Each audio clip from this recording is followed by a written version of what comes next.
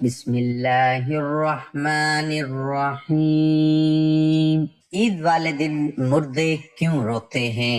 جن کا کوئی پیارا فوت ہو گیا ہو تو وہ یہ ویڈیو ضرور سن لیں۔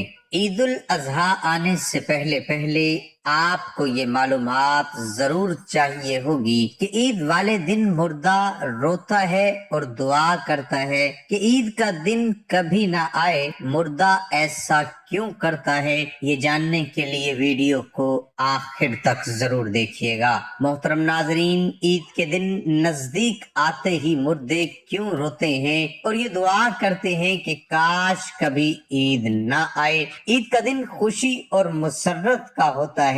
بعض اوقات خوشی میں مصروف ہو کر آخرت میں غفلت ہو جاتی ہے اور زیارت قبور سے آخرت یاد آتی ہے، اس لیے تو مناسب ہے اور کچھ بھی مذائقہ نہیں، لیکن اس کو لازم و ملزوم سمجھنا جس سے دوسروں کو یہ شبہ ہو کہ یہ چیز لازمی اور ضروری ہے، درست نہیں۔ نیز اگر کوئی شخص اس دن زیارت قبور نہ کرے تو اس پر طعن کرنا یا اس کو حقیر سمجھنا درست نہیں۔ اس حوالے سے احتیاط لازم ہے۔ عید کا دن اشاعت و فرحت اور خوشی کا دن ہے جو سال میں 2 مرتبہ حاصل ہوتا ہے۔ پہلی خوشی اس کی یہ ہے کہ رمضان شریف کا مبارک مہینہ آیا اور اس میں اللہ تبارک و تعالی کی نعمتوں اور رحمتوں کی بارش ہوئی۔ تم نے جی لگا کر مہینہ بھر اپنے آپ کو بھوکے اور پیاس سے رکھا تو رات کو یاد الہی میں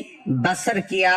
یہ اس کی خوشی میں رمضان المبارک کا مہینہ ختم ہوتے ہی 1 شوال کو تمہارے لیے فرحت و خوشی کا دن مقرر کر دیا گیا اور اس دن کو عید الفطر کہتے ہیں۔ اور حدیث شریف میں آیا ہے کہ جب عید الفطر کا دن آتا ہے فرشتے راستوں پر کھڑے ہو جاتے ہیں اور آواز لگاتے ہیں، چاہے مسلمین کی جماعت اپنے رب کریم کی طرف چلو، وہ تمہیں ایک اچھے کام کی توفیق دیتا ہے، پھر اس پر ثواب عظیم عطا فرماتا ہے۔ تمہیں رمضان المبارک کی راتوں میں نماز پڑھنے کا حکم دیا، تم نے روزہ رکھا، تم نے اپنے رب تبارک و تعالی کی اطاعت کی، تب اس کا انعام حاصل کرو۔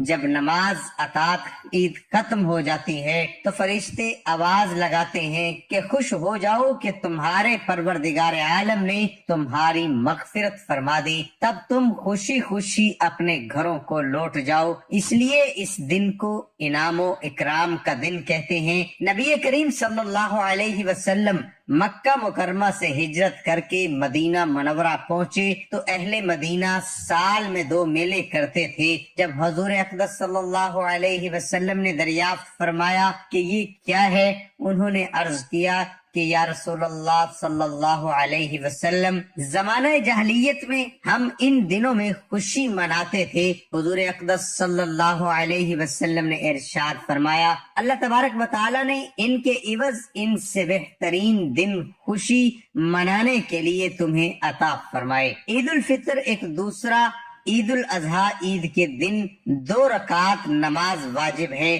جن لوگوں پر جمعہ کی نماز فرض ہے انہی پر عید کی نماز واجب ہے، اور جو شرطیں جمعہ کی نماز کی ہیں وہی عید کی نماز کی ہیں، مگر عیدین میں نماز کا خطبہ نماز کے بعد پڑھا جاتا ہے اور خطبے کا پڑھنا سنت موقدہ ہے۔ عید کی نماز کے لیے آذان و تکبیر نہیں بلکہ آفتاب بلند ہونے کے بعد علاقے کے تمام مسلمان ایک جگہ پر اکٹھے ہوں اور امام ان کو 2 رکعت نماز پڑھائے، اور ہر ایک رکعت میں 3 زائد تکبیروں کا کہنا امام اور مقتدی دونوں پر واجب ہے۔ اس کے بعد امام ممبر پر کھڑے ہو کر خطبہ پڑھے۔ تب بات یہ ہے کہ عید تمام جیتے جاگتے انسانوں کے لیے تو خوشی کا سبب ہے، لیکن مردے یہ کیوں چاہتے ہیں کہ کبھی بھی عید نہ آئے؟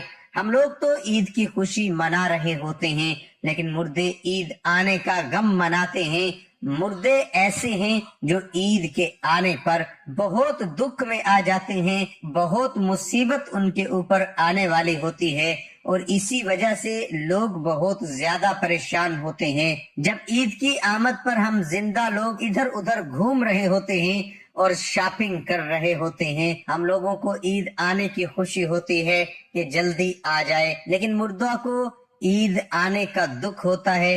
نبی کریم صلی اللہ علیہ وسلم نے ارشاد فرمایا کہ اگر کوئی انسان رمضان کے مہینے میں انتقال کر جاتا ہے اس کے اوپر عذاب نہیں ہوتا اور قبر میں اس سے سوال و جواب نہیں کیے جاتے، چاہے وہ کتنا بھی گنہگار بندہ کیوں نہ ہو. رمضان کے مہینے میں جس کا انتقال ہو جائے تو رمضان کے مہینے کی برکت اس کو یہ ملتی ہے کہ اس سے نہ سوال و جواب کیے جاتے ہیں اور نہ ہی رمضان بھر اس کے اوپر عذاب نافذ کیا جاتا ہے.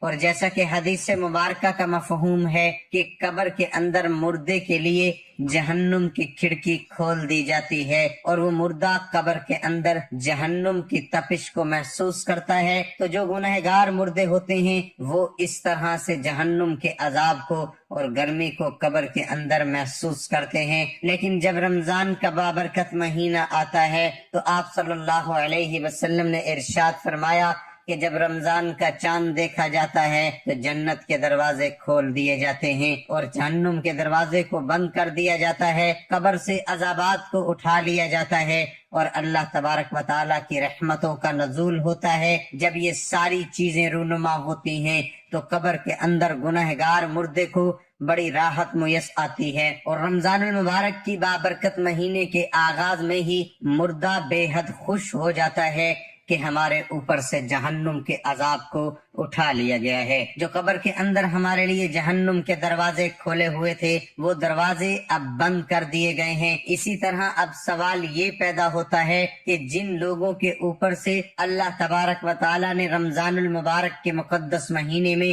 عذاب ہٹا لیا تو عید کے بعد ان پر دوبارہ عذاب نافذ ہوتا ہے کہ نہیں. کچھ مردے تو ایسے ہوتے ہیں کہ جن کے اوپر دوبارہ عذاب نافذ نہیں کیا جاتا، لیکن بہت سارے مردے ایسے بھی ہوتے ہیں کہ جیسے ہی رمضان المبارک کا مہینہ ختم ہوتا ہے تو عید والے دن ان کے اوپر فوراً پہلے کی طرح سے ہی عذاب شروع ہو جاتا ہے، جیسا کہ سارا سال وہ لوگ قبر کے اندر سزا اور عذاب بھگت رہے تھے. عذاب میں وہ لوگ پھر سے ملوث ہو جاتے ہیں اور گرفتار ہو جاتے ہیں.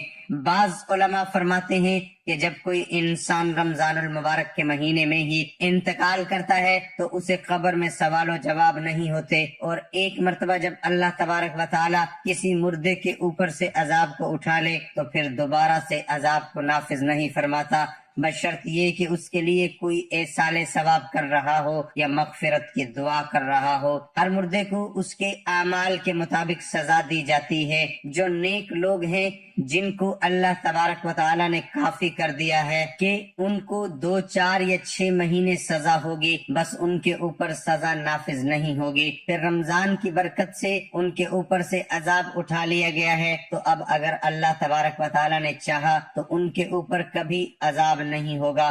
محترم ناظرین، آپ بھی جان لیجئے اگر کوئی شخص بہت ہی زیادہ گنہگار ہے، مثلا کوئی ایسا شخص ہے کہ جس کا اسلام سے تعلق ہی نہیں اور جو اسلام کو جانتے ہوئے بھی اسلام کو مانتا ہی نہیں تھا اور کفر اور شرک کا مرتکب ہو، تو اگر اللہ تبارک و تعالی نے چاہا تو اس پر رمضان المبارک کے بابرکت مہینے کے بعد بھی جاری رہے گا، اور اگر اللہ تبارک و تعالی نے اسے معاف فرما دیا تو پھر کبھی بھی اس پر دوبارہ عذاب نہیں ہوگا، رمضان کے بعد بھی نہیں، کیونکہ اللہ تبارک و تعالیٰ کی ذات انتہائی غفور الرحیم ہے اور اس کی رحمت سے کبھی بھی مایوس نہیں ہونا چاہیے. ناظرین، جب رمضان کا مہینہ ختم ہوتا ہے تو رمضان کی برکتیں بھی ختم ہو جاتی ہیں اور شیطان کو قید سے رہا کر دیا جاتا ہے، مردوں پر سے رحم کا معاملہ ختم ہو جاتا ہے.